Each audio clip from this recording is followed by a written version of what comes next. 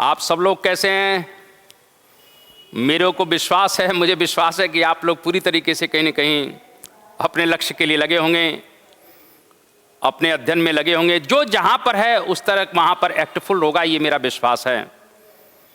आज हिंदुस्तान के अंदर कहीं न कहीं एक गजब सा वातावरण बना हुआ है और कहीं न कहीं मुझे तो ये लगता है कि हिंदुस्तान में कहीं न कहीं नीतियों का विरोध हो रहा है कि नहीं हो रहा है, लेकिन सरकारों का विरोध जरूर हो रहा है। और मैं तो एक ही चीज जानता हूं कि देश से है प्रेम तो हर पल ये कहना चाहिए, देश से है प्रेम तो हर पल ये कहना चाहिए, मैं रहूं या ना रहूं भारत ये रहना चाहिए। सिलसिला ये बाद मेरे यूं ही चलना चाहिए और मैं रहूं या ना रहूं भारत ये रहना चाहिए।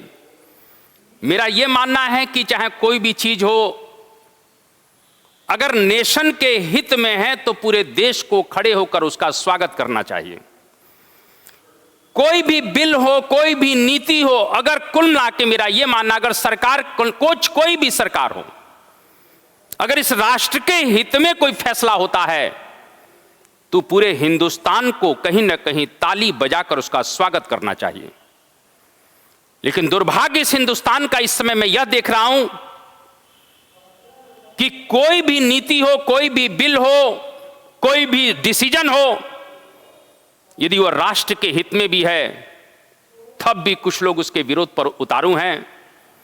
देश का जो वातावरण है वो निश्चित रूप से कहीं ना कहीं शोचनीय है और वतन की जो स्थिति है वो आप लोगों से छुपी नहीं है कि क्या इस समय देश के अंदर चल रहा है।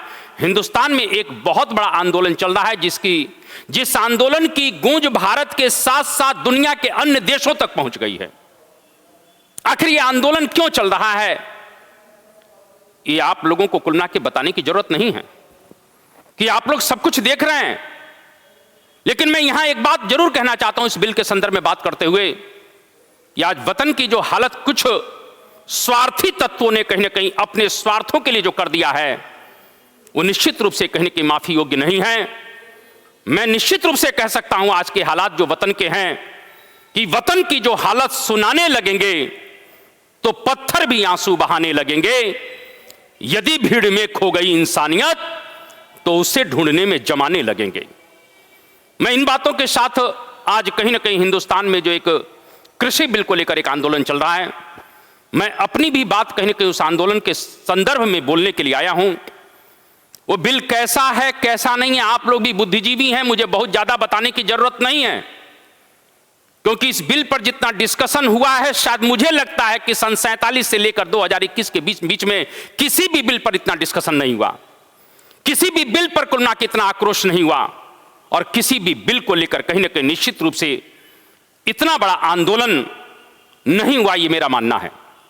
इसीलिए इस बिल के बारे में तो मुझे लगता है कि हर व्यक्ति को मालूम है, लेकिन फिर भी मैं अपनी बात उस बिल से शुरू करना चाहता हूं कि आखिर इस कृषि बिल में ऐसी क्या वजह है, ऐसे क्या कृषि बिल में रख दिया गया है जिसके कारण से हिंदुस्तान में कुछ लोग, कुछ मुट्ठी भर लोग, अगर मैं कहूं कुछ मुट्ठी भर लोग अपने स्वार्थों के लिए कहीं ना कहीं सड़कों पर उतर आए हैं।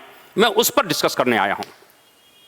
जैसा कि आप लोग जानते हैं कि कुल मिला के मोदी जी की सरकार ने एक कृषि बिल जो है 2020 में कुल मिला के लेकर आए।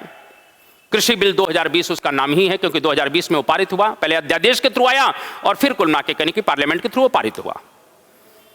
पूरे हिंदुस्तान में कुल मिला के कहीं कहीं हलचल शुरू हुई।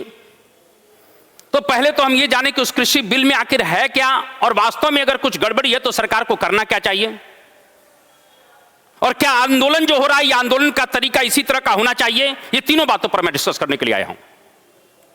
सबसे बड़ी बात है कि कृषि बिल का जो पहला कुल मिला के कहीं कि निश्चित रूप से अधिनियम है, उसमें आप देखिए कि उसमें पहला ही लिखा है कि कृषक उत्पाद, पहली लाइन देखिए, कृषक उत्पाद व्यापार एवं वाणिज्य संवर्धन एवं सरलीकरण अधिनियम 2020, यानी स्पष्ट लिखा है कि the farmers produce trade and commerce promotion and facilitation act 2020। इस बिल में आखिर क्या वजह है कि कुल मिला के हिंदुस्तान में इतना बड़ा विरोध हो रहा है? क्योंकि कहीं ना कहीं जो कृषि बिल आया है हिंदुस्तान में, उसका लक्ष्य यही है कि वन नेशन वन मार्केट।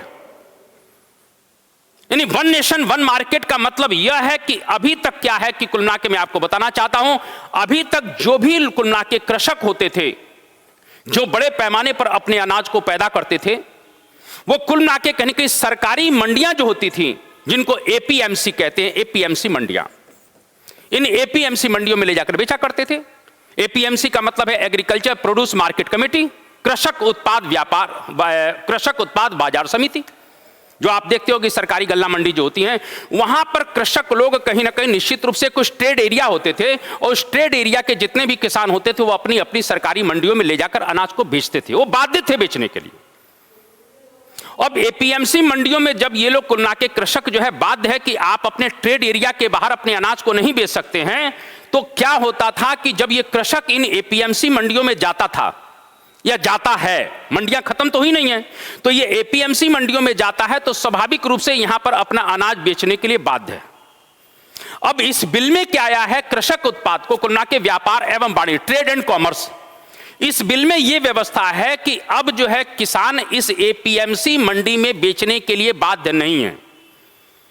यानी किसान चाहेगा तो इस एपीएमसी मंडी के बाहर या अपने ट्रेड एरिया से बाहर जाकर भी यदि उसको लगता है कि मुझे बहुत अच्छी रेट मिल रही है मेरे अनाज की, मेरे सामान की, तो जाकर कहीं पर भी बेचने के लिए स्वतंत्र है। पहले वो अपने कुल मिला के इस एपीएमसी मंडी में ही बेचने के लिए बाध्य होता था, लेकिन अब किसान चाहेगा तो अपने मंडी के बाहर भी अपनी फसल बेच सकता है। अगर किसान चाहेगा तो अपने राज्य से बाहर भी जाकर कुल मिला के फसल बेच सकता है। एक तो पहली छूट कहीं ना कहीं निश्चित रूप से किसानों को इसमें यह सहूलियत दी गई है कि भाई साहब आप अपना अनाज जहां आपको अच्छा मिल रहा हो, आपको दाम, वहां ले जाकर बेच दो। अब यहां तक बताइए, इसमें मुझे तो कोई बुराई नहीं लग रही है। दूसरी चीज आपको बताना चाहता हूं कि इस एपीएमसी मंडी की अगर बात करें तो थोड़ा सा आप ध्यान रखिए कि जो राज्य सरकारें हुआ करती थी उनका भी कुछ टैक्स होता है। जैसे रूरल डेवलपमेंट के लिए वो 3% टैक्स लेते हैं, अपने कुल मिला के राज्य सरकारों को मार्केट के लिए 3% टैक्स होते हैं। नहीं कि कुल मिला के एपीएमसी मंडी में अगर किसान जाएगा तो उसको 6% टैक्स जो है राज्य सरकार को देना पड़ेगा, यानी 100 रुपए में 6 रुपया। दूसरी बात कि एपीएमसी मंडियों में दलाल लोग रहते हैं, जिनको आढ़तिया कहते हैं, जिनको एजेंट कहते हैं। ये आढ़तिये जो है क्या करते हैं कि किसानों से कुल मिला के कहीं ना कहीं सामान लेते हैं और लेने के पश्चात उसको कुल मिला के कहीं ना कहीं एफसीआई के गोदाम में तो पहुंचाते हैं या सरकारी खरीद में। तो जो सरकारी खरीद होती है उसमें ये जो आढ़तिये होते हैं इनका 2.5% होता है। यानी कि एक किसान कहीं ना कहीं अपने अनाज को एपीएमसी मंडी में बेचने के लिए उसको 8.5% टैक्स देना पड़ता था अलग से। इस बिल में यह प्रोविजन है कि भाई साहब अब आप एपीएमसी मंडी से मुक्त हैं, आप कहीं पर भी ले जाकर किसी भी मंडी में बेच सकते हैं, किसी भी राज्य में बेच सकते हैं, किसी कोल्ड स्टोरेज वाले को दे सकते हैं। क्योंकि कृषक उत्पाद में केवल गेहूं चावल ही नहीं ना आएगा, कृषक उत्पाद में वो आलू भी बेच सकता है, टमाटर भी बेच सकता है, सेब भी बल सकता है, फल भी, कुछ भी जो उसका प्रोडक्शन है वो खुला है, वो किसी कोल्ड स्टोरेज वाले को बेच दे, किसी बियर हाउस वाले को बेच दे, किसी दूसरी मंडी में बेच दे, किसी दूसरे राज्य में बेच दे। यानी किसानों को अब कुल मिला के एपीएमसी मंडियों से मुक्त, या वो चाहे तो एपीएमसी मंडी में बेच दे, वो कहीं पर भी अपना अनाज बेचने के लिए स्वतंत्र है। और एपीएमसी के बाहर वो अनाज अगर बेचता है तो उसको जो ये 8.5% का जो टैक्स मैंने अभी बताया, ये जो 8.5% टैक्स जो एपीएमसी मंडी में उसको वसूला जा रहा था 8.5%, वो अब उससे नहीं लिया जाएगा। अब ये बताइए कि कृषक उत्पाद व्यापार और वाणिज्य अधिनियम में आप समझ गए नहीं मेरी बात। अभी तक आप एपीएमसी मंडी में जाएंगे, सरकारी मंडी में जाएंगे, वहां आढ़तिये को 2.5% देंगे, सरकार को 6% देंगे, यानी 100 में 8.5 रुपया पहले दोगे तब आपका कुल मिला के अनाज कहीं कहीं बिकेगा। और सबसे बड़ी बात और बताऊं, इन मंडियों में कुल मिला के क्या नहीं, एपीएमसी मंडियां हैं क्या, ये बड़े बड़े कुल मिला के कहीं के जो राजनीतिज्ञ हैं उनके लोग, उनके कुल मिला के कहीं के ठेकेदार, उनके एजेंट कुल मिला के कहीं के इन मंडियों पर कब्जा किए हुए हैं। जो महाराष्ट्र की हालत आप देख रहे हैं या पंजाब की हालत देख रहे हैं, ये पंजाब और महाराष्ट्र में वही लोग हैं किनके पेट में दर्द हो रहा है, किसानों के पेट में दर्द नहीं हो रहा है, ये उन कहीं कहीं बड़े बड़े राजनीतिज्ञों के पेट में दर्द हो रहा है, जिनकी हजारों करोड़ रुपए की कुल मिला के वार्षिक जो कुल मिला के आमदनी थी वो मारी जा रही है। क्योंकि वो उनको लग रहा है कि अब ये तो डायरेक्ट किसानों के पास जाएगा, और इसीलिए कुल मिला के कहीं कहीं ये आंदोलन का स्वरूप जो दूसरे रूप में धारण किया जा रहा है, मैं अभी इस पर डिस्कस करने वाला हूं। सबसे बड़ी बात है कि खुलना की एपीएमसी मंडी में एक भ्रष्टाचार क्या है।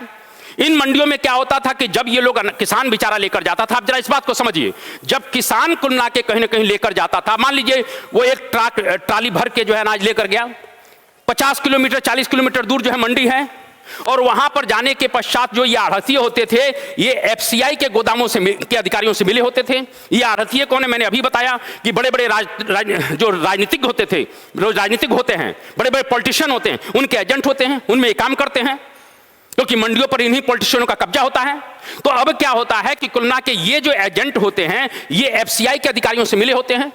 अब होता क्या है कि ये बेचारा किसान जो है, ये फार्मर जो है, ये अपना लेकर खुलना के अनाज पहुंचा। मालूम पड़ा कि खुलना के कहने की गेहूं की, जैसे मान लीजिए कि खुलना के एमएसपी रेट जो है, सपोज कर लिया उदाहरण के तौर पर 2000 रुपए में, 1960 लेकिन 2000 मान लिया।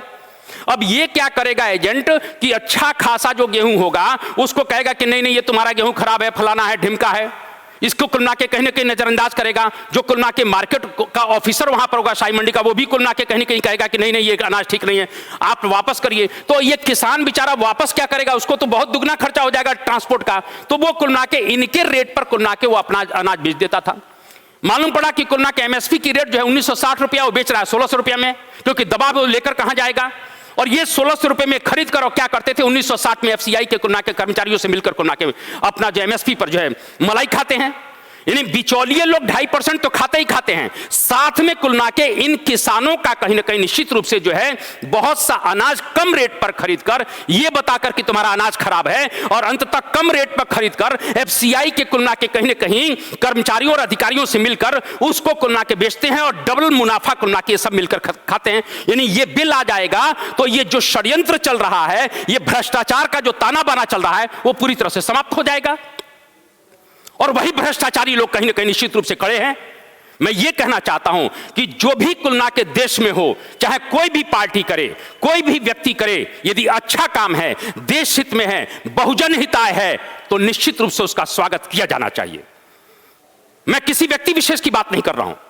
कोई भी अच्छा काम अगर देश में कोई भी व्यक्ति करता है, कोई भी सरकार करती है, तो डेफिनेटली उसका स्वागत होना चाहिए, लेकिन अच्छे काम का विरोध नहीं होना चाहिए।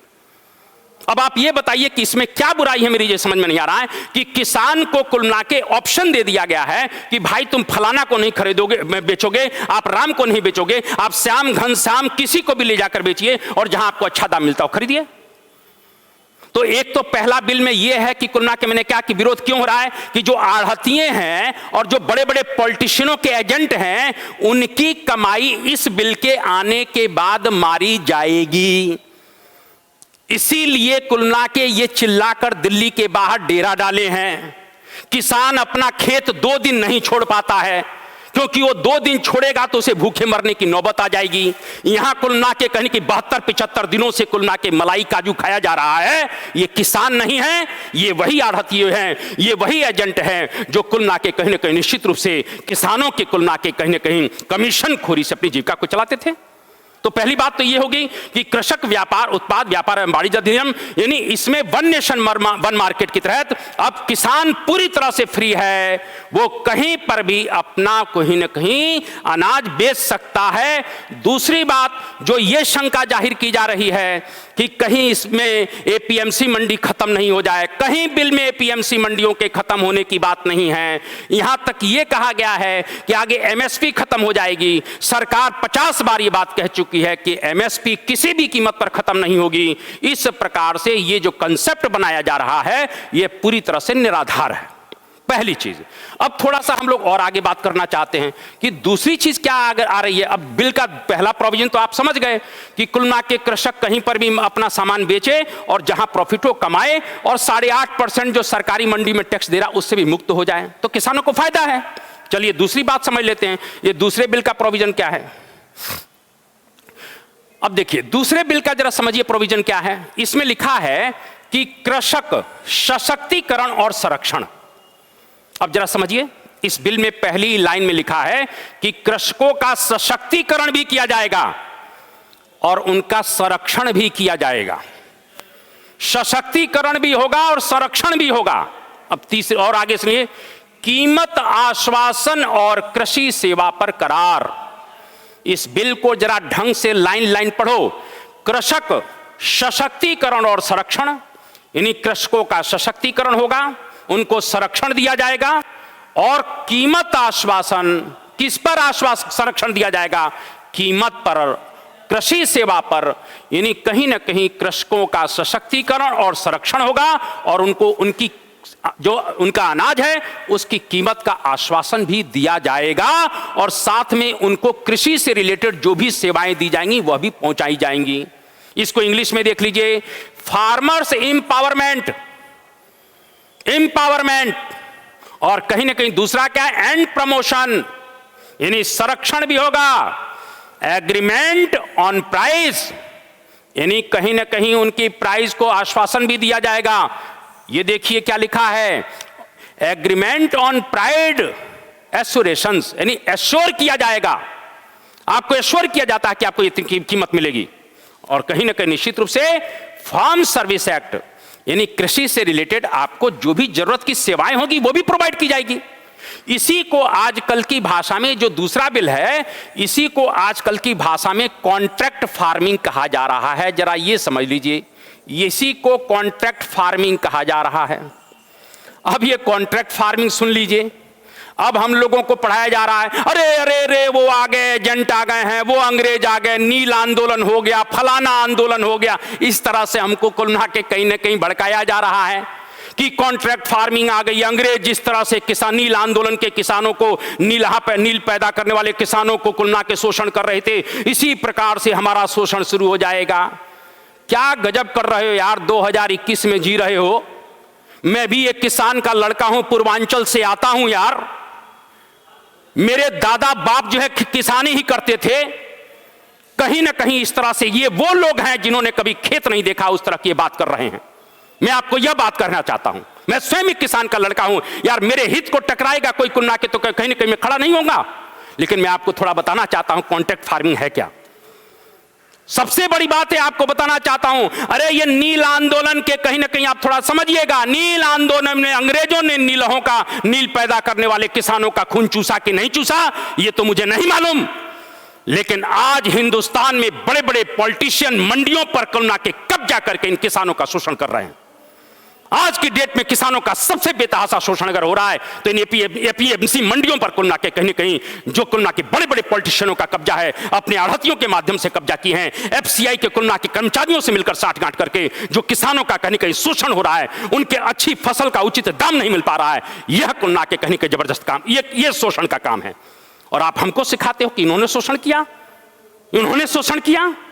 मैं ये कहना चाहता हूं कि कुल ना के शोषण अभी तक हो रहा था, अब शोषण करने वाले लोगों का अंत होने वाला है। इसीलिए उनके पेट का दर्द दिखाई दे रहा है।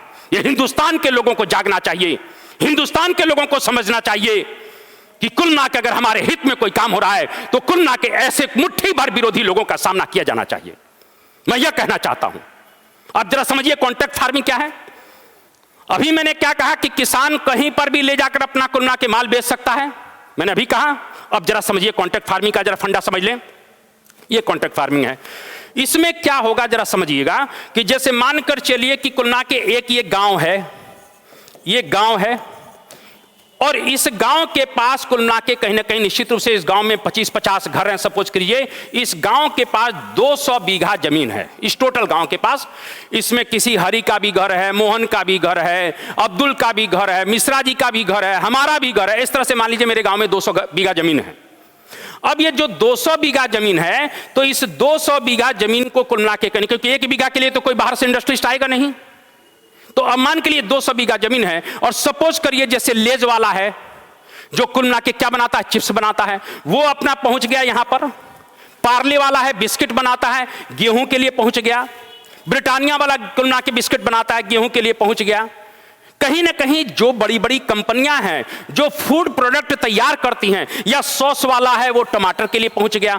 तो जो बड़ी बड़ी कंपनियां हैं जो फूड प्रोडक्ट तैयार करती हैं, वो कहीं ना कहीं अब उनको एक अवसर दिया गया है कि आप किसानों के पास जाइए, उस गांव में जाइए और वहां सामूहिक रूप से मिलकर आप उनसे कांटेक्ट करिए। अब जरा समझिएगा, मानकर चलिए कि कोई भी व्यक्ति है, जैसे कोई पेपरमेंट की फैक्ट्री कहीं खड़ा करना चाहता है, कोई केले का व्यापार करना चाहता है, कोई आलू का करना चाहता है, कोई गेहूं का करना चाहता है, इस तरह से कुल मिला के। अब देखिए उसमें कोई बड़ा उद्योगपति नहीं आएगा, ये छोटे छोटे वेयर हाउस वाले लोग होंगे, कोल्ड स्टोरेज वाले होंगे, कोई छोटा मोटा ट्रेडर व्यापारी होगा, या हो सकता है कि कोई इंडस्ट्रियलिस्ट हो, उसका कोई व्यक्ति आए। जैसा मैंने कहा, पार्ले वाले आ गए, ब्रिटानिया वाले आ गए, लेज वाले आ गए, टोमेटो सॉस वाले आ गए, इस तरह के लोग आएंगे। अब जब ये आएंगे तो स्वाभाविक रूप से उस गांव में मानकर चलिए कि कहीं ना कहीं निश्चित रूप से 100 कृषक है, हमने तो ये मान लिया, और उनके पास टोटल 500 बीघा जमीन है। तो इन कृषकों से कुल मिला के कहीं ना कहीं वो कॉन्ट्रैक्ट करेंगे। कौन करेगा? वो वेयर हाउस वाला या टोमेटो सॉस वाला या पार्ले वाला। और वो कहेगा भाई, जैसे मान लीजिए पार्ले वाला है, तो उसने कहा कि भाई ऐसा है कि मुझे कुल मिला के कहीं ना कहीं इतने गेहूं की जरूरत है, आप गेहूं पैदा करिए। तो ठीक है साहब, गेहूं पैदा कर दिया गया। अब गेहूं पैदा करने के लिए कॉन्ट्रैक्ट पेपर पर साइन हुए। कॉन्ट्रैक्ट पेपर पर साइन होने की थोड़ी सी बात ध्यान रखिए, जो हमको गलतफहमी फैलाई जा रही है वो मैं आपको दूर करना चाहता हूं। कॉन्ट्रैक्ट पेपर पर साइन होगा तो वो एक सीजन से लेकर मैक्सिमम 5 ईयर तक होगा। ध्यान रखिएगा, एक सीजन यानी एक फसल से लेकर, जैसे मालूम है आलू की एक फसल आ गई तो एक फसल से लेकर मैक्सिमम 5 ईयर तक ही वो कॉन्ट्रैक्ट होगा। पार्ले वाला इससे ज्यादा नहीं करेगा। वो भी किसान के ऊपर है, किसान चाहेगा तो एक सीजन के बाद तत्काल वो अपने को एग्रीमेंट से हटा सकता है, कोई बाउंडेशन नहीं है। दूसरी चीज कि मानकर चलिए कि कुल मिला के ये, जैसे एक शब्द आया मैं आपको बताना चाहता हूं,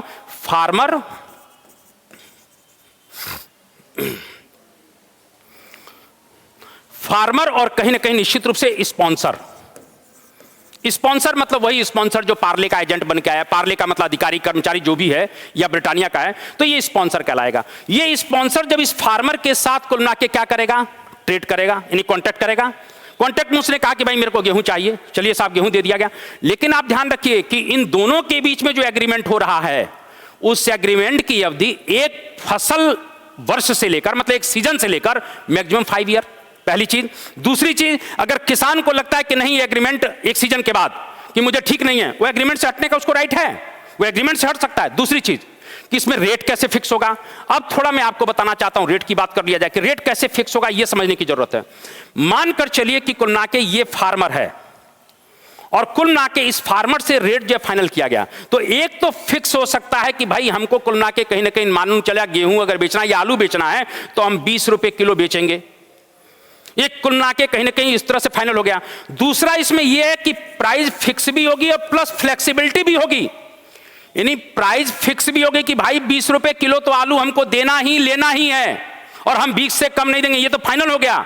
यानी जो भी कोल्ड स्टोरेज या वेयर हाउस वाला है या जो भी एजेंट बाहर से आया है, अधिकारी जो आया है, वो 20 रुपए तो लेगा ही, लेकिन इसमें एक और शब्द डाला गया है, फ्लेक्सिबिलिटी। मानकर चलिए उस जो भी अनाज है या गेहूं है या कुल मिला के आलू है, उसके दाम मान लीजिए 40 रुपए बढ़ गए, 40 रुपए हो गया। किसान को हाय तोबा मच गई, बाप रे बाप, ये तो कुल मिला के हम 20 रुपए में सस्ता बेच गए। तो आपको मालूम होना चाहिए किसान के पास ऑप्शन है। इसमें फ्लेक्सिबिलिटी का मतलब यह है कि किसान को कुल मिला के उस ट्रेडर को, व्यापारी को जो रेट बढ़ेगा उसके अनुपात में कुछ उसे रेट बढ़ाकर देना पड़ेगा। यानी इसीलिए मैंने कहा कि पहले तो कुल मिला के 20 रुपए किलो आलू सेट हो गया, लेकिन मानकर चलिए मार्केट में अगर कुल मिला के वो 40 रुपए या 30 रुपए तक पहुंच जाएगा तो इस ट्रेडर को, किसान को रेट बढ़ाकर कुल मिला के खरीदना पड़ेगा। और मानकर चलिए कि 20 रुपए किलो आलू है और मार्केट में कहीं 10 हो गया, तब वो ट्रेडर 20 रुपए ही किलो खरीदेगा। आप समझिए इस बिल का प्रोविजन।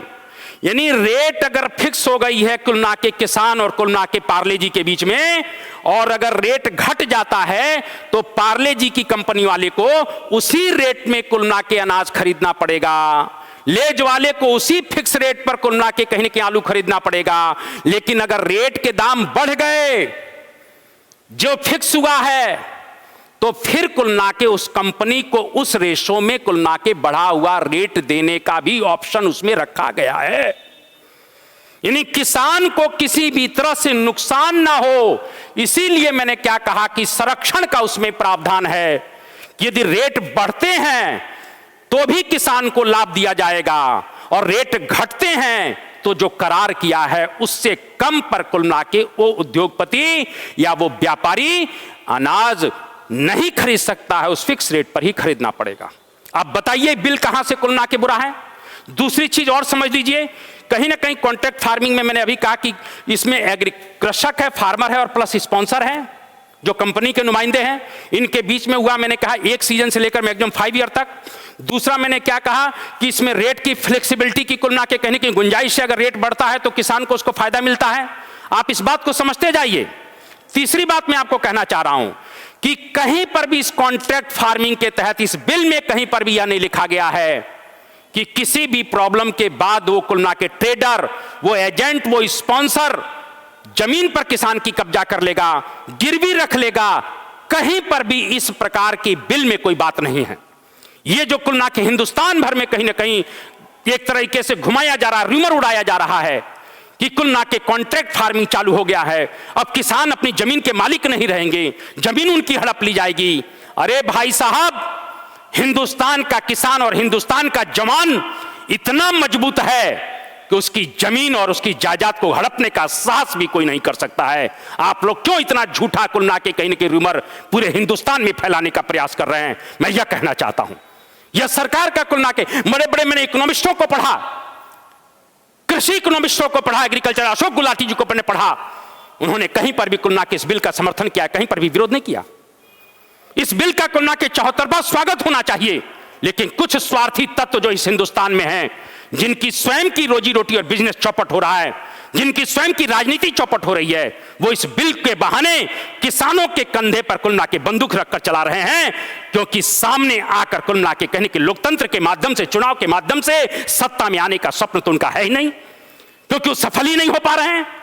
तो कभी कुल ना के कहने कहीं सीए बिल के विरोध के माध्यम से आएंगे। मैं आपसे एक बात पूछना चाहता हूं, सीए बिल के लिए इसी प्रकार से शाहीन बाग में इन्होंने महीनों नहीं 1 वर्ष तक कुल ना के कहने के शाहीन बाग में कुल ना के जाम कर दिया। दिल्ली के लोगों को परेशानी का कहने के सबब उठाना पड़ा। हिंदुस्तान का जितना भी विपक्ष था उस शाहीन बाग के समर्थन में खड़ा हो गया, सीए बिल के विरोध में खड़ा हो गया। मैं आपसे पूछना चाहता हूं कि सीए बिल इंप्लीमेंट है, और आप बताइए कि हिंदुस्तान में किस व्यक्ति का कुल ना के, किस कुल ना के मुसलमान का कहने के निश्चित रूप से नागरिकता खत्म हो गई है? इस बात का कहने के प्रश्न उठना चाहिए। इस तरह से सीए का जैसे विरोध इन लोगों ने किया था हिंदुस्तान भर में रूमर फैलाने के लिए, उसी प्रकार से कृषि बिल का ये लोग बड़े पैमाने पर विरोध कर रहे हैं और हिंदुस्तान के किसानों को गुमराह करने का प्रयास कर रहे हैं, क्योंकि चुनाव के माध्यम से सत्ता में तो आ नहीं पाएंगे। इनको अच्छी तरह मालूम है कि हम चुनाव के माध्यम से सत्ता में तो आ नहीं पा रहे हैं, तो कुल ना के हम दूसरा बहाने ढूंढें, कभी सीए के माध्यम से सरकार को घेरें, कभी कुल ना के कहीं कहीं कृषि बिल के माध्यम से सरकार को घेरें, लेकिन आप लोगों का घेरने से कुछ नहीं होगा। हिंदुस्तान की जनता अच्छी तरह जानती है कि उसका सही किसमें है, इसीलिए आप ध्यान रखिए। आप लोग कितना भी, और सबसे बड़ा दुख की बात यह है, इस आंदोलन में विदेशी तत्वों ने भाग लेना शुरू कर दिया। शर्म आनी चाहिए कुल ना के ऐसे विपक्ष के लोगों को जो कहने की विदेशी एलिमेंट, विदेशी तत्वों के सहयोग से कुल ना के भारत की सरकार को अस्थिर करने के प्रयास में लगे हुए हैं। सरकार इसका जवाब तुम लोगों को जबरदस्त तरीके से देगी, इस बात को तुम अच्छी तरह से ध्यान रखना। मैं ये कहना चाहता हूं, हमारे देश का मामला है, हम इंटरनल मामले में बैठकर सुलझा सकते हैं। सरकार 50 बार आपको बुला रही है कि आप बात करिए, क्या समस्या है, लेकिन आपकी समस्या तो कुछ है नहीं, आपकी समस्या तो कुछ और है। आपकी समस्या बिल की नहीं है, क्योंकि जिस दिन ये आंदोलन कहने कहीं शुरू हुआ था, मैंने उसी दिन कहा था कि ये कुल ना के कृषि कानून का विरोध नहीं है, ये एक व्यक्ति का विरोध है, ये सरकार का विरोध है। क्योंकि कृषि कानून जब शुरू हुआ था तो 2 मुद्दों को लेकर हुआ था, मैं आपको बताना चाहता हूं। पहला एमएसपी को लेकर हुआ था और दूसरा एपीएमसी मंडियों को लेकर हुआ था। और सरकार स्पष्ट रूप से 100 बार कह चुके हैं, मेरे कृषि मंत्री कह चुके हैं, हमारे प्रधानमंत्री कह चुके हैं कि हम एपीएमसी मंडियां कभी खत्म नहीं करेंगे, हम एमएसपी कभी भी नहीं खत्म करेंगे। और आपको मैं जानकारी के लिए बताना देना चाहता हूं कि 2014 में अनाज की जितनी एमएसपी में खरीद हुई थी, उससे 3 गुना एमएसपी रेट पर कुल ना के अनाज की खरीद इस कुल ना के सरकार में, वर्तमान मोदी सरकार में की जा रही है। 3 गुना कुल ना के एमएसपी रेट पर कुल ना के अनाजों की खरीद हो रही है। मैं समझ नहीं पा रहा हूं कि किस तरह से सरकार ये किसानों का विरोधी हो सकती है, क्योंकि सरकार का, मोदी सरकार की तो पूरी कुल ना के कहीं न कहीं मंशा है कि किसानों की आमदनी को ज्यादा से ज्यादा बढ़ाया जाए, दुगना तक किया जाए। लेकिन आप लोग कहीं न कहीं कुछ ऐसा काम करना चाहते हैं कि किसी भी तरह से यह जो विरोधी लोग हैं वो ना तो बिल के कहीं ना कहीं बिल के समर्थक तो है नहीं, लेकिन ये किसानों के भी हित ऐसी नहीं है, ये राष्ट्र के हित ऐसी नहीं है, ये देश के हित ऐसी नहीं है, ये आप मानकर चलना। और मैं हिंदुस्तान के लोगों से हाथ जोड़कर प्रार्थना करता हूं कि अपने बुद्धि और विवेक का सहारा लो और कुल ना के कहीं ना कहीं इनको हम लोग सबक सिखाएंगे। हिंदुस्तान के किसानों से मैं हाथ जोड़कर प्रार्थना करता हूं कि आप लोग कहीं ना कहीं अपने विवेक का सहारा लीजिए, क्योंकि आपके कभी भी कहीं ना कहीं शुभचिंतक नहीं हो सकते हैं। ये सिर्फ अपनी राजनीतिक रोटियां सेकने के चक्कर में पड़े हुए हैं और आप लोग बदनामी की कगार पर पहुंचे हुए हो। मैं इसलिए इस बात को थोड़ा सा कहना चाहता हूं, आप बताइए इस कॉन्ट्रैक्ट फार्मिंग में कहां कोई बुराई बात है? किसी भी तरह से किसान की जमीन पर कब्जा कोई नहीं कर सकता है, किसान की जमीन को गिरवी कोई नहीं रख सकता है। जो किसान चाहेगा उस एग्रीमेंट पर कुल ना के कहीं ना कहीं तय किया जाएगा। और सबसे बड़ी बात यह है कि किसान अगर मार्केट में उस वस्तु का दाम बढ़ता है, गेहूं, चावल, टमाटर, प्याज जो भी हो, तो उसका बढ़ा हुआ रेट भी कुल ना के उस ट्रेडर को देना पड़ेगा।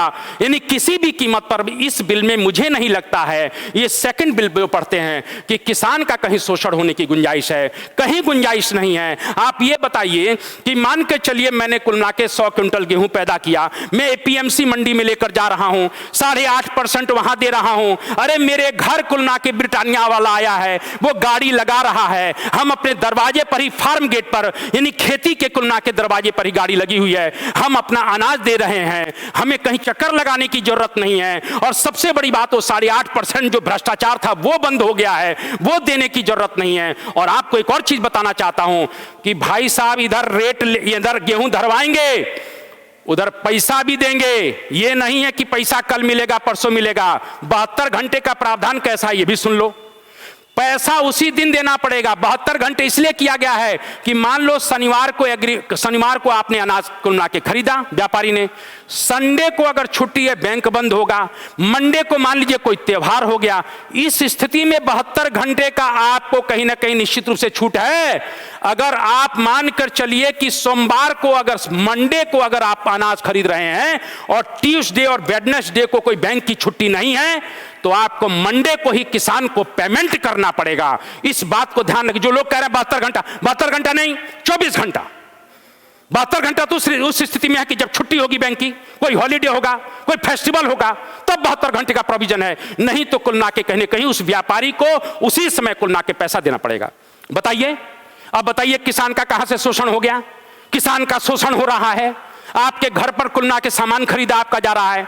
और सबसे बड़ी बात है, मान लीजिए मैं गेहूं पैदा कर रहा हूं, मुझे नहीं प्रॉफिट हो रहा है, टमाटो सॉस वाला आ गया, उसने कहा कि भैया जो है टमाटर पैदा करो। उसमें भी और देखिए, वो व्यापारी आपको बीज उपलब्ध कराएगा। अगर आपका समझौता उससे अच्छा खासा हो जाता है, उससे तालमेल बैठ जाता है, तो वो आपको बीज भी देगा, आपको कीटनाशक दवाइयां भी देगा, वो कहीं ना कहीं निश्चित रूप से कुछ वैज्ञानिक लोगों को लेकर आएगा, वो कुल ना के अच्छी तरह से फसल और बढ़े, इसके लिए कुल ना के काम करेगा। जिसको मैंने क्या कहा, इसमें दिया है ना, फार्म सर्विस, यानी कृषि सेवा। ये कृषि सेवा क्या है कि वो जो ट्रेडर है, जो व्यापारी है, जो स्पॉन्सर है, वो किसान को कीटनाशक, बीज, फसल की तुलना के किस तरह से और अच्छा प्रोडक्शन हो सकता है, कोई वैज्ञानिक व्यक्ति उसको भी लाकर किसान की मदद करेगा। और दोनों की ट्यूनिंग अच्छी होगी तो बिल्कुल भी पैसा नहीं लेगा। यानी कि हम घर बैठे हुए हैं, केवल खेती दे दी है, खेत दे दिया है, बढ़िया टमाटर, बढ़िया आलू निकल रहा है, हमहू खा रहे हैं और खूब बेच रहे हैं और खूब पैसा कमा रहे हैं। कितना गजब का काम है यार। लेकिन ये एपीएमसी मंडी के दलाल कह रहे हैं नहीं नहीं, हमारी रोजी रोटी खत्म हो जाएगी, तो तुम्हारी आज नहीं तो कल तो खत्म हो जाएगी। ये नील आंदोलन तो कुलना के अंग्रेजों ने किया, तुम नील आंदोलन से भी खतरनाक हो। तुमने कुलना के कहीं किसानों का पूरी तरह से शोषण किया है और किसान अब शोषण से मुक्त होने जा रहा है, यह मैं आपको कहना चाहता हूं। बाहर मोदी सरकार, मैं तुमको धन्यवाद देता हूं कि 70 साल से जो काम क्रांतिकारी नहीं हो रहा है, वो क्रांतिकारी काम तुमने इन सालों में कर रहे हो और इसी तरह से क्रांतिकारी काम होते रहना चाहिए। तो इस तरह से मैं आपको बताना चाहता हूं कि आप खुद बताइए कि पहले एक्ट में तुलना के किसान को पूरी तरह से सुरक्षा है, कहीं भी ले जाकर बेचो जहां तुमको रेट अच्छा मिलता हो। दूसरे में क्या है कि पार्ले वाला, लेज वाला, टमाटो सॉस वाला, ब्रिटानिया वाला, फलाना वाला, कोल्ड स्टोरेज, सब तुम्हारे घर आ रहे हैं। भाई साहब तुलना के कहीं ना कहीं हम आपकी फसल खरीदेंगे, आपके दरवाजे पर रेट मिल रहा है, आपकी फसल के लिए कुल ना के बढ़िया वैज्ञानिक आ रहे हैं, कीटनाशक डल रहा है, सब कुछ चकाचक हो रहा है यार। और उसके बाद सबसे बड़ी बात यह मैं कहना चाहता हूं, इसमें रेट जो फिक्स है उसके ऊपर भी आपकी गुंजाइश है। अब यहां थोड़ा सा मैं आपको एक बात कह देना चाहता हूं, जो सरकार से मेरी हाथ जोड़कर प्रार्थना, हालांकि उसमें बिल में हो सकता है कोई बात संशोधित हो जाए, कि जो यहां रेट फिक्स हो, किसान और व्यापारी के बीच में कॉन्ट्रैक्ट फार्मिंग के तहत जो रेट फिक्स हो, वो एमएसपी से नीचे नहीं होना चाहिए। एक ये प्रोविजन और आ जाए। इस बिल में यह प्रोविजन आ जाए कि जो किसान और कुल मिला के कहीं ना कहीं जो ट्रेडर हैं, जो व्यापारी हैं, जो आपस में रेट को लेके फिक्स करेंगे दाम, वो उसमें एक बिल में यह संशोधन होना चाहिए कि कुल मिला के किसी भी कीमत पर जो रेट फिक्स होगा दोनों के बीच में, वो एमएसपी रेट, जो सरकार एमएसपी जारी करती है अनाज की, उससे ऊपर होना चाहिए या उसके बराबर होना चाहिए, उससे कम नहीं होना चाहिए। बस इस बिल में यह संशोधन हो जाए। सरकार यार बहुत उदार है, सरकार तो हर चीज के लिए तैयार है, सरकार तो किसानों के हित का काम करना चाहती है।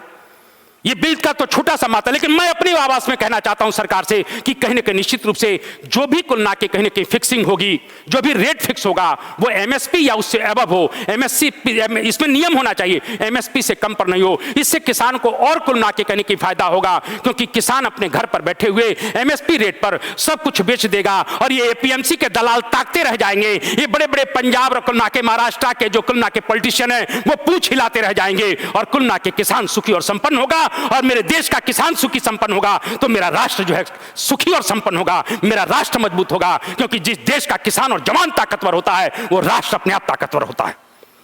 इसीलिए इसमें एक प्रोविजन मेरे कहने से होना चाहिए कि कहीं ना कहीं फिक्स रेट जो होगा, जो कुल मिला के रेट फिक्स होगा, वो एमएसपी से ऊपर हो या एमएसपी के बराबर हो, उससे कम नहीं होगा। तीसरी बात अगर समझ लिया जाए, क्या गजब क्या प्रोविजन है यार, आप जरा समझिए, कितनी बढ़िया व्यवस्था है। अब जरा समझ लीजिए और बात किया जाए।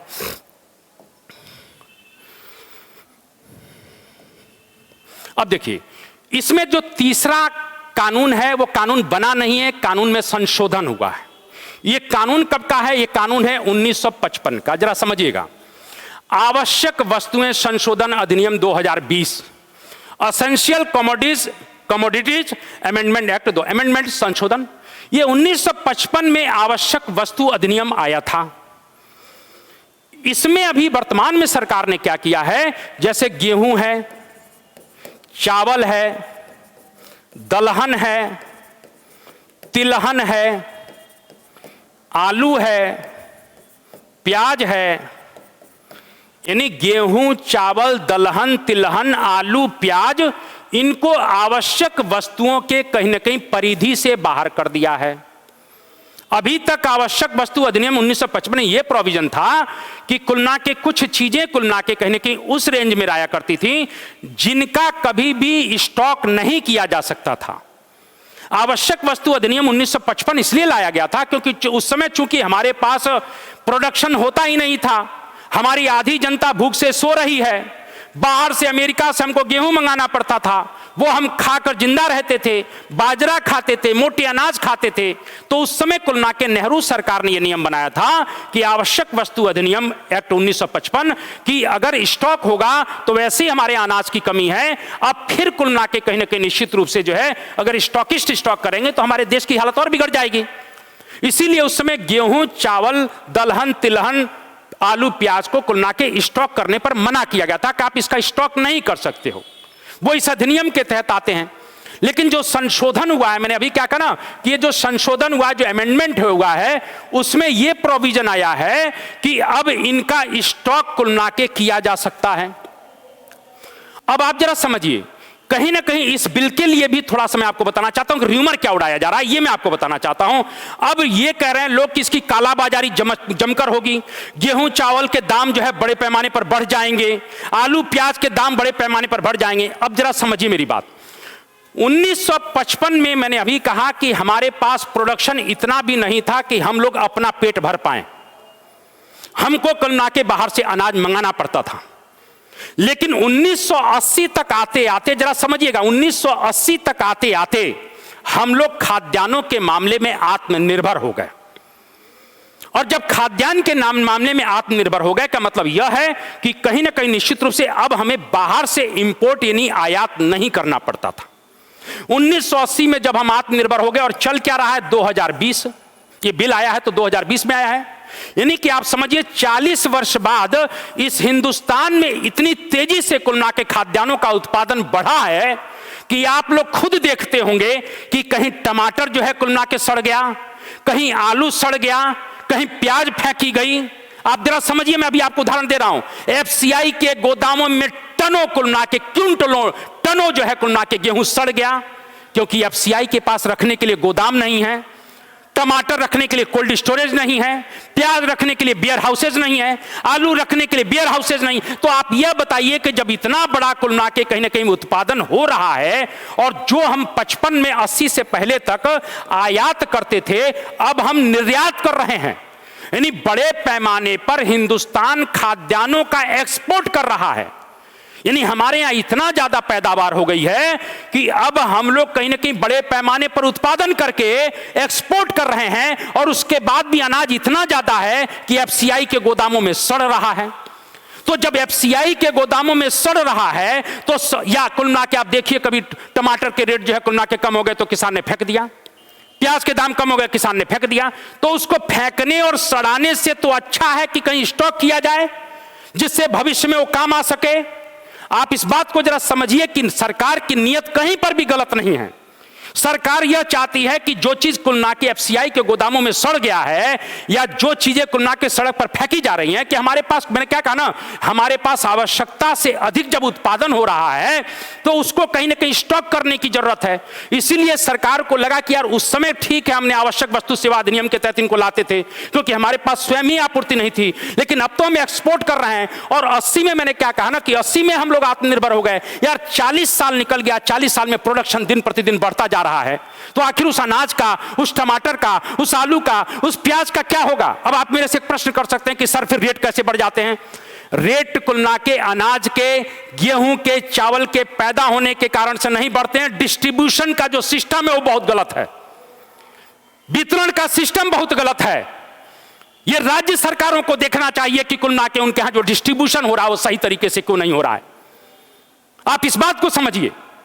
आप खुद जो बोलिए कि कुल मिला के कहीं ना कहीं जो आलू आप लोग खुल मिला के 40 रुपया मार्केट में खा रहे हो वो 5 रुपए किलो किसान से लिया जा रहा है, तो किसान को इसमें फायदा कहां हुआ।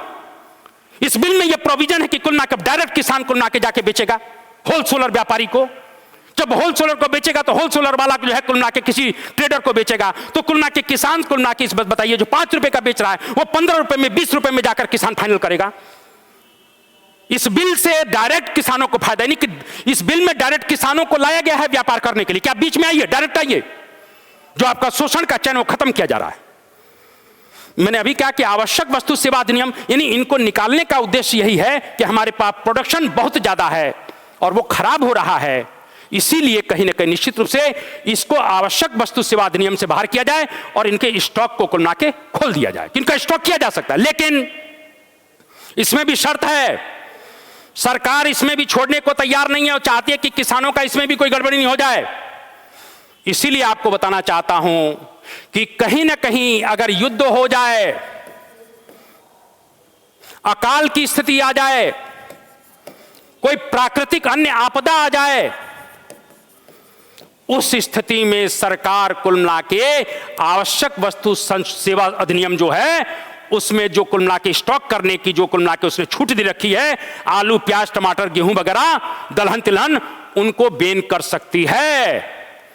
यानी अगर युद्ध की पोजीशन आ जाती है, अकाल की पोजीशन आ जाती है, प्राकृतिक आपदा या इस तरह की कोई भी नेचुरल डिजास्टर हो जाएगा, तो सरकार तत्काल कुल मिला के इनको आवश्यक वस्तु सेवा अधिनियम के तहत पुनः डाल देगी, जिससे इनका स्टॉक नहीं किया जा सके। इस प्रकार से सरकार ने यह सोचा है कि अगर किसी भी तरह के जनता को नुकसान होगा तो हम किसी भी कीमत पर इनके स्टॉक पर प्रतिबंध लगा देंगे, पहली चीज। दूसरी चीज जरा समझिए कि इसके लिए और सरकार ने क्या किया है। दूसरी चीज इसने यह किया है कि मानकर चलिए, सपोज करिए, कीमत की बात अगर कर लें, जरा देखिए कीमत की बात कितनी सुंदर बात है। मानकर चलिए कि कुल मिला के हम सेब की बात कर लेते हैं। सेब मान लीजिए 100 रुपए किलो बिक रहा है आज की डेट में। ये बिल अभी लागू नहीं है, मान लीजिए 100 रुपया बिल लागू हो गया और वो 1 वर्ष के अंदर, यानी पिछले सीजन से अगले सीजन के बीच में ये 200 का हो गया, यानी दुगनी रेट हो गई। अचानक मान लीजिए किसी भी चीज का अगर दुगनी रेट हो गई, यानी चाहे फल कोई भी हो सकता है, सेब, केला, जो भी हो, फूल, सब्जी, फल फूल सब्जी, किसी की भी रेट अगले सीजन में आते आते दुगने हो गए, सरकार तत्काल उस वस्तु के कहीं ना कहीं स्टॉक पर बैन लगा देगी। यानी उस पर अब कुल मिला के स्टॉक नहीं किया जा सकता है। यानी सरकार ये प्रयास कर रही है कि ऐसा ना हो कि स्टॉक करके रेट कुल मिला के ज्यादा से ज्यादा बढ़ाए जाएं। यानी कि जो व्यापारी हैं, कोल्ड स्टोरेज वाले, बियर हाउस वाले हैं, जो भी ट्रेडर हैं, उनको ये सख्त आदेश है कि आप अपने मनचाही रेट पर वस्तुओं के दाम नहीं बढ़ाओगे। यानी ये नहीं कि स्टॉक करके दुगले चीज में दुगना तिगना बेच रहे, तत्काल सरकार उस पर प्रतिबंध लगा देगी। इसी प्रकार से अनाज का दाम, अगर मान लीजिए अनाज सपोज करिए गेहूं 20 रुपए किलो बिक रहा है, और अगर मान लीजिए कि कुल मिला के 1.5 गुना का मतलब अगर यहां 30 रुपए बिकता है, यानी 20 से यूं समझ लीजिए 2000 क्विंटल अगर बिका पिछले सीजन में, और अगले सीजन तक आते आते वो 3000 क्विंटल हो गया, सरकार तत्काल बैन कर देगी। यानी 1.5 गुना अगर जैसे ही वृद्धि हो गई, यहां दुगनी है, यहां 1.5 गुनी है, अगर अनाज पर 1.5 गुना वृद्धि होती है, तत्काल सरकार बैन कर देगी। मतलब मेरा कहने का मतलब यह है कि सरकार बिल्कुल सख्त है कि किसानों का उद्धार इस बिल के माध्यम से हो। अनाज भी जो सड़ रहा है वो ना सड़े, लेकिन वस्तुओं के दाम भी बेतहाशा नहीं बढ़ना चाहिए। इसलिए फल फूल सब्जी के रेट अगर पिछले सीजन की तुलना में दुगने होंगे तो कुल मिला के प्रतिबंध लगेगा। अगर गेहूं अनाज चावल के कुल मिला के जो रेट हैं पिछले सीजन की तुलना में 1.5 गुना होंगे तो बैन लगेगा। इस प्रकार से तीनों बिलों के माध्यम से जो मेरा मत है वह यह है कि सरकार पूरी तरह से बहुजन हिताय पर काम कर रही है, किसानों के हित पर काम कर रही है, किसानों की आमदनी को कई गुना बढ़ाना चाहती है। और मेरा यह मानना है कि निश्चित रूप से कुछ ना कुछ परेशानियां, क्योंकि जब स्वार्थी तत्व किसी जगह ज्यादा हो जाते हैं तो कहीं ना कहीं परेशानियां बढ़ती हैं। लेकिन मेरा हिंदुस्तान बहुत ताकतवर है, और आपको सुनकर हंसी आएगी कि सुप्रीम कोर्ट ने जिस बिल को रोक रखा है, ये बिल अभी लागू भी नहीं हुआ है, स्वयं सुप्रीम कोर्ट ने इस बिल को कुल मिला के कहने के अनिश्चित काल के लिए रोक दिया है। सरकार स्वयं 2 साल के लिए इस बिल को सस्पेंड करने जा रही है। सरकार एपीएमसी मंडी खत्म करने की बात नहीं कर रही है, एमएसपी को जारी रखने की बात कर रही है। किसानों की जमीन को किसी भी कीमत पर ट्रेडर नहीं ले पाएगा, इसकी सुरक्षा की गई है। यानी सब व्यवस्थाएं होने के बाद भी यह आंदोलन खत्म नहीं हो रहा है। इसका मतलब यह है कि यह किसानों का आंदोलन नहीं है, कुछ ऐसे लोगों का आंदोलन है जो कहीं ना कहीं निश्चित रूप से इस देश की एकता और अखंडता के लिए खतरा बने हुए हैं। क्योंकि 26 जनवरी को जो इन लोगों ने लाल किले पर चढ़कर जो गुनाह किया है, उस गुनाह को इस देश का किसान, देश का मजदूर, देश का जवान और हिंदुस्तान इनको कभी माफ नहीं कर सकता है। और जो अप्रत्यक्ष रूप से पर्दे के पीछे जो राजनीतिज्ञ लोग जो कुल ना की सरकार से चुनाव के माध्यम से लड़कर नहीं जीत पा रहे हैं, वो कहीं ना कहीं किसानों को और गुमराह लोगों को कुल ना के, मैं किसान नहीं कहूंगा क्योंकि मेरे देश का किसान तो ऐसा गलत काम कभी कर ही नहीं सकता है। ये जो कुल ना के पाखंडी लोग हैं, जो कहीं ना कहीं देश विरोधी गतिविधियों में लिप्त हैं, जिन्होंने जाकर दिल्ली के लाल किले के हमारे मान सम्मान को कुल ना के मान सम्मान को कहने के निश्चित रूप से एक कष्ट दिया है या मान सम्मान पर प्रहार किया है, ऐसे लोगों को हमारा देश का किसान, हमारा देश का जवान, हमारा देश का आम जनमानस निश्चित रूप से सबक सिखाएगा। और ये आंदोलन किसानों का आंदोलन बिल्कुल नहीं है, ये कहने के देश विरोधी और देश की एकता और अखंडता को खतरा पहुंचाने वाले लोगों का आंदोलन है। इनको कहीं ना कहीं कठोरता के साथ इनका दमन किया जाएगा। मैं इन्हीं शब्दों के साथ अपनी वाणी को विराम करता हूं और मैं बार बार कहता रहता हूं कि देश से है प्यार तो हर पल कहना चाहिए, मैं रहूं या ना रहूं भारतीय रहना चाहिए। सिलसिला ये बाद मेरे यूं ही चलना चाहिए, मैं रहूं या ना रहूं भारतीय रहना चाहिए। वंदे मातरम, भारत माता की जय।